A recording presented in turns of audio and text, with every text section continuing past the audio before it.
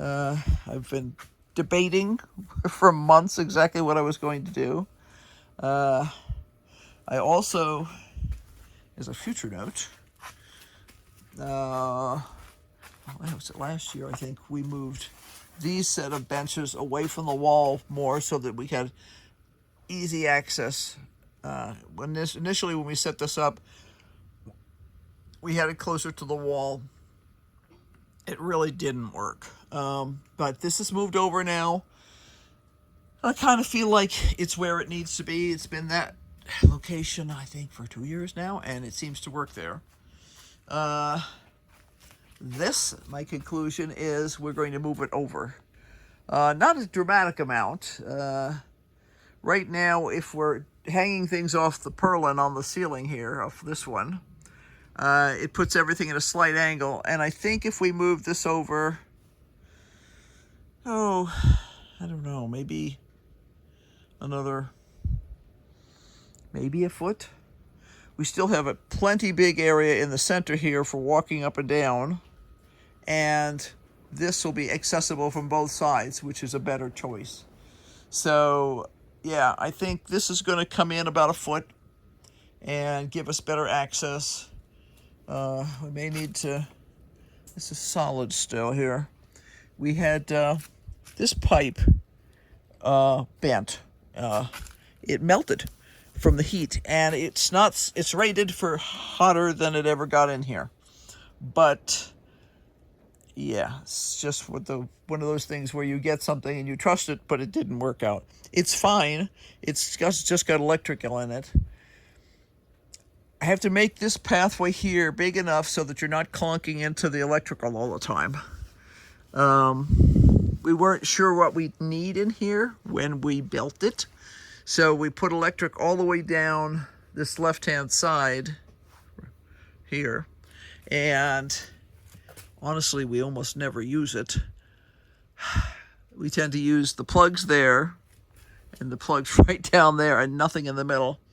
But it's still there, and I'd like to keep it. It's functional, and it's got the little waterproof covers on them so that they don't get wet in there. There's times when I wish there was some on the other side, but then we really don't use much electricity. The electric that we use here, we just pull off the other side, in the corner. So I just run an extension cord with a plug strip on it. So we're obviously in a state of chaos, but there's a plan. And we've had some quite cold weather, and I've been spending quite a bit of time in the studio trying to get some midwinter progress done. It's the time of year when I tend to remake old molds that have gotten crunchy and aren't doing a good job anymore, and try and get a whole bunch of new product out and ready and fine-tuned so that when I do start my stuff in the spring, and I sell all winter. I sell 24 hours a day, 7 days a week online. But I'd like to have new stuff come out during the winter. It's not that, we have no events, and we used to do an event in February. We're not going to do that this year. So that kind of takes a little of the pressure off in terms of going crazy, trying to get things done. But we'll see. We'll see. I'm pleased with the progress that's happened recently, because we've had a couple of days where it's been warm enough that I could open this up and try and get some good air circulation through. I need to refill this barrel. It's too low now. That one's full. And that one is full. Unfortunately, we lost one of our barrels that died of old age. And I keep thinking there's got to be a way to repair it, but I don't know. It's just the seam. These things all have seams in them from when they're cast, and that seam there split. And it probably would have been a better idea whoever set these up. They came set up already as water barrels if the faucet had been put in on the other side rather than on the seam, because that puts extra stress on that location. But I'd like to get to the point where I have 3 barrels here again. Actually, haven't found any of these for sale for any reasonable prices. $100 is not reasonable. And yes, last year when we looked, we couldn't find any, even though a couple places said they had them. They didn't. Or they had something tiny, and I'm like, I don't want something that holds 5 gallons. That's foolishness. We do have a blue barrel down here, which is water safe, of course, and this one has been previously used. This holds 15 gallons, I think. Let's see, it says 6, 8, 6, 9, 12. I would say 15. Yeah, 15 gallons.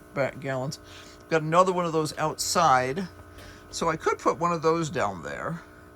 The whole goal is to have as much interior storage here. This one was previously used for holding hydroponic solution for when we were on the road. The person who was taking care of the place for us would simply run in a specific amount of that ahead of time. We're doing it differently now, where the person just adds a pre-mixed kit like that in here.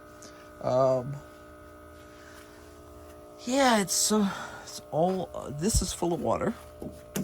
That is full of water. And that was supposed to be makeup water for the hydroponic system, which of course is not being used right now.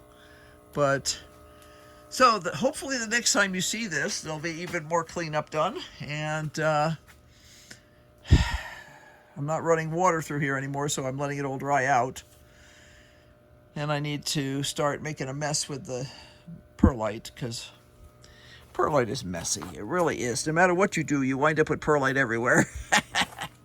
And this needs to be drug out and cleaned out and scrubbed up and all that kind of stuff. Honestly, my goal for next year is not to have nearly as many plants in here as we had this year.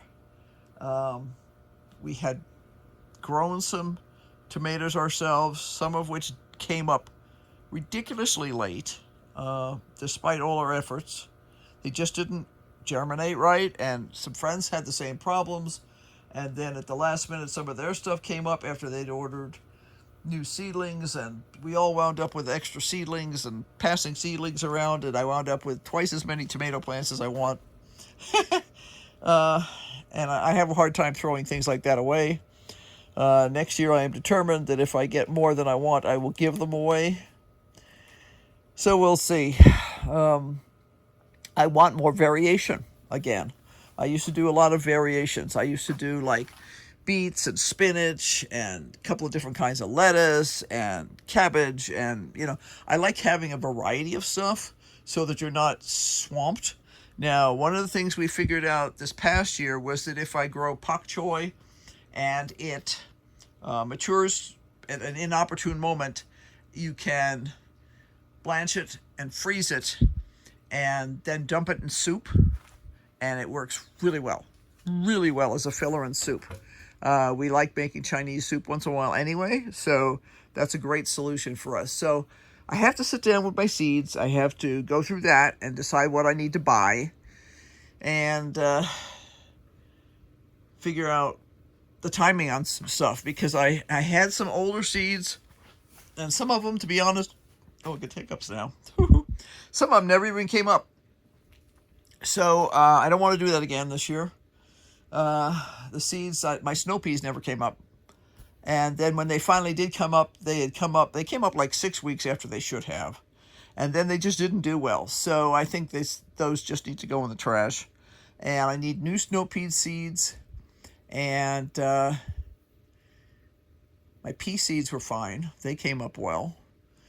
Bush beans, I'm debating what to do. We had a very strange occurrence with our bush beans this year. I had them over here, and they were in pots like this, and they should have grown about that high, so about 2 feet tall. 3 at the very most. Earlier in the season, I had tried growing some bush beans in the garden, and we had such a plague of rodents that I wound up giving up. But I had bush beans that came up in the garden And it was obvious that there were some other beans mixed in with them. They had some Asian yard-long beans that had gotten mixed in. Well, to be honest, some seeds had gotten spilled. And I thought, okay, there was also a couple of plants in there that were not Asian yard-long, but were obviously like taller. I won't say all the way to pole bean, but almost like 5 foot tall, you know. And most of my pole beans, I had pole beans here this year, and they would come up here, and I'd have them crawling along the purlins and draping around, and it was great. I loved that. My Asian yard-long beans grew in here this year, and it was wonderful.